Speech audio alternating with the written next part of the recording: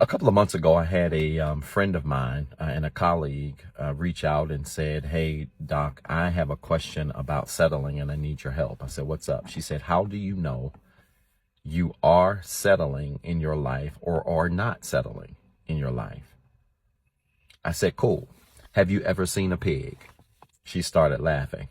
She said, "Here we go." I said, "No, seriously, have you ever seen a pig in real life?" She said, "Yes." I said, "Where?" She said, "On a farm." I said, "Perfect.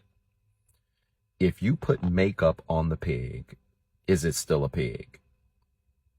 She said, "Yes." I said, "If you put lipstick on the pig, is it still a pig?" She said, "Yeah." I said, "Cool.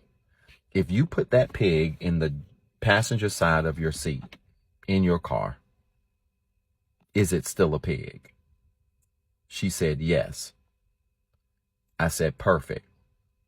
We settle when we attempt to take something that we know what it is and convince ourselves and everybody else that it's something else. This is the epitome of settling in your life. I don't care if it's in life, if it's in career, if it's in business, if it's in love, if it's in relationships.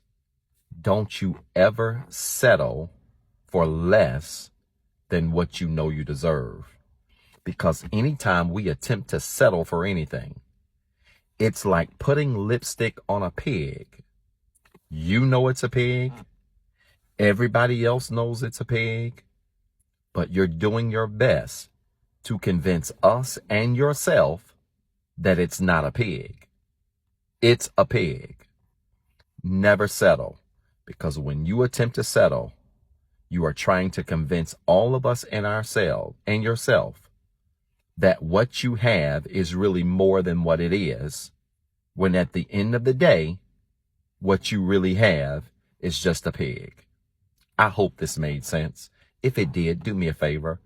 I want you to type in the comments, "Church, the way I have it here."